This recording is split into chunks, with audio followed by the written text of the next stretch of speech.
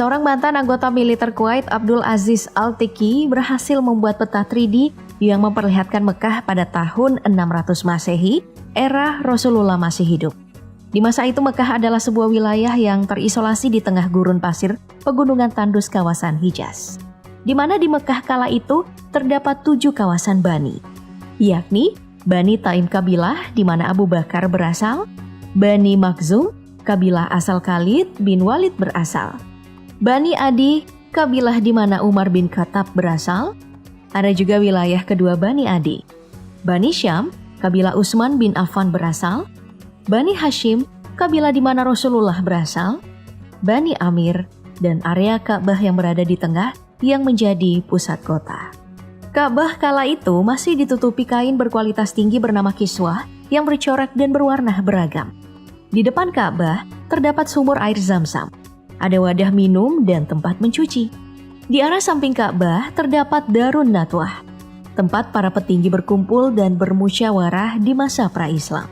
Melewati beberapa rumah orang-orang penting bagi Rasulullah, lalu melewati jalur memutar dekat bukit, terdapat rumah Abu Jahal, penentang papan atas dakwah Islam. Di bagian utara dekat bukit kecil, terdapat rumah Siti Khadijah, istri pertama Rasulullah. Goa paling dekat dari Mekah adalah Goa Hira, tempat Rasulullah menyendiri yang biasa berangkat dari arah rumah Siti Khadijah. Bisa dilihat di peta ini, kota Mekah di masa itu masihlah sebuah wilayah kecil yang terpencil. Dan di video 3D tadi, Mekah hanya diisi kawasan rumah perumahan, di mana penghuninya adalah kerabat, musuh yang menjadi kawan dari Rasulullah. Semua bangunan tingginya sama rata, tidak satupun yang lebih tinggi dari Ka'bah, kecuali bukit dan pegunungan yang mengelilingi pemukiman. Di masa ketika Muhammad telah diangkat menjadi nabi dan rasul, Ka'bah diperbaiki dan begini penampakannya. Bagian sumur air Zam-Zam telah ditutupi dengan pembatas yang dimaksudkan untuk menjaganya dari hal-hal yang tidak diinginkan. Juga telah ada pagar yang mengelilingi Ka'bahnya pada tahun 700 Masehi, yang kemudian semakin bundar pada tahun 1200 Masehi. Tahun 1400 Masehi, penutup Ka'bah diperbaiki yang makin sempurna pada tahun 1500 Masehi.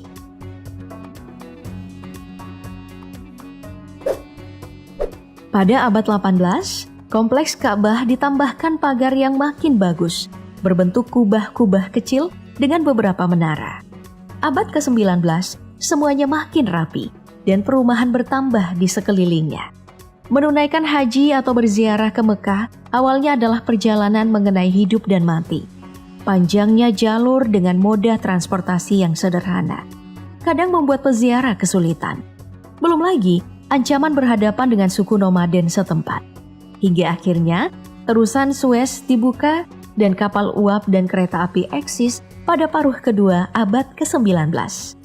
Perkembangan teknologi, transportasi, dan banyaknya dibuka jalur perjalanan, pendatang ke kota Mekah makin menjamur, membuat Mekah kian berbenah. Tahun 1910, pemukiman di sekitar Ka'bah makin padat saja. Kedatangan jemaah haji dari luar semenanjung Arab terhitung makin banyak pada tahun 1930, membuat Ka'bah makin ramai oleh orang-orang. Tiap tahun makin bertambah, membuat pemerintah Arab Saudi memutar otak untuk memudahkan para pengunjung dan jamaah. Dana didapatkan dari penerapan pajak untuk peziarah yang sebenarnya telah dipungut sejak tahun 900-an Masehi. Di masa kejayaan Ottoman, Kesultanan raksasa itu turut membangun beberapa pembangunan tempat inap peziarah yang semakin mempersempit lahan gurun pasirnya menjadi rumah-rumah yang berdempetan. Perjalanan peziarah Mekah ini pun meninggalkan jejak perdagangan yang unik. Tawaran jajanan, fasilitas inap, jasa angkutan, dan kebutuhan lainnya terus berinovasi. Dari tenan-tenan sederhana menjadi toko-toko serbaguna. Perputaran uang dari jejak peziarah ini membawa keuntungan tersendiri bagi Mekah dan Arab Saudi, membuat pemerintah semakin fokus pada pembangunan kota Mekah. Sebagai informasi, mobil pertama yang masuk ke Jazirah Arab itu adalah yang melintasi Mekah, dibawa oleh Syarif Aun Al-Rafiq, penguasa Makkah dari tahun 1882 hingga 1905. Ini menandakan bahwa Mekah adalah wilayah pertama yang berkembang di Jazirah Arab. Sebenarnya, pemugaran besar-besaran dilakukan juga setelah serangan banjir yang terjadi pada tahun 1941. Di apit bukit dan tanahnya tidak dapat menyerap air, Mekah memang selalu dilanda banjir besar. Sejak tahun 1950-an, berkat pengaruh Wahabisme, banyak bangunan bersejarah yang dihancurkan. Bukan hanya bangunan yang akan memancing kesyirikan, tapi juga bangunan yang erat kaitannya dengan Nabi Muhammad. Pada 21 April 1925, pemakaman Jannatul Baqi, tempat keluarga Nabi Muhammad dimakamkan, dihancurkan oleh Raja Abdul Aziz bin Saud. Di situ terbaring Safiyah atau bibi Rasulullah, Ibrahim, putra baginda Nabi, putra Umar bin Khattab, dan ibu Ali bin Abi Thalib, Fatimah binti Asad. Dari laporan The Guardian, rumah Khadijah sendiri telah jadi toilet dan rumah tempat tinggal Nabi telah menjadi perpustakaan. Itu terjadi saat perluasan area Masjidil Haram dilakukan. Yang paling memilukan bagi umat muslim adalah rencana penghancuran makam Rasulullah untuk perluasan Masjid Nabawi. Juga ada Hotel Hilton berdiri di lokasi rumah Khalifah pertama Islam Abu Bakar. Mengutip Time, lebih dari 98% situs sejarah dan keagamaan kerajaan telah dihancurkan sejak 1985. Dan sekitar 95% bangunan berusia lebih dari 1000 tahun di Mekah dan Madinah telah hilang untuk perluasan Masjidil Haram. Demi tempat yang luas bagi peziarah dan calon haji yang jumlahnya makin ampun-ampunan. Bahkan, kunjungan paling besar tiap tahunnya adalah yang ada di Mekah, Madinah.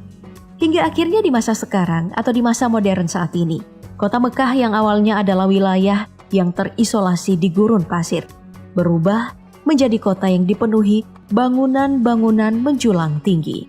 Salah satunya adalah jam terbesar di dunia, jam yang berada di kompleks 7 hotel pencakar langit di Makkah, Abdraj Al Bait. Jam bernama Makkah Royal Clock Tower ini dibangun di tahun 2012. Terletak pada ketinggian 600 meter di atas bangunan 120 lantai dan berdiameter 43 meter. Jauh lebih tinggi dari Ka'bah. Transformasinya cukup signifikan. Dan itu belum seberapa dibandingkan dengan rencana pembangunan di masa mendatang. Seperti yang diketahui, Pangeran Muhammad bin Salman punya rancangan kota futuristik bernama Neom yang direncanakan akan dihuni tahun 2024 dengan memindahkan pasir dan gunung demi pembangunannya dan menghilangkan ruang hidup warga. Dan untuk kota Mekah sendiri, di tahun 2023 akan dimulai proyek pembangunan Jalan Mekah. Infrastruktur yang menopang kebutuhan kota 100 tahun ke depan. Ini bersanding dengan visi Saudi 2030 yang jadi fokus MBS. Proyek Jalan Mekah ini menghubungkan Jeddah Makkah Expressway langsung dengan Masjidil Haram. Dibangun di atas lahan seluas 1.250 juta meter persegi dan panjang 3,65 km dan lebar 320 meter.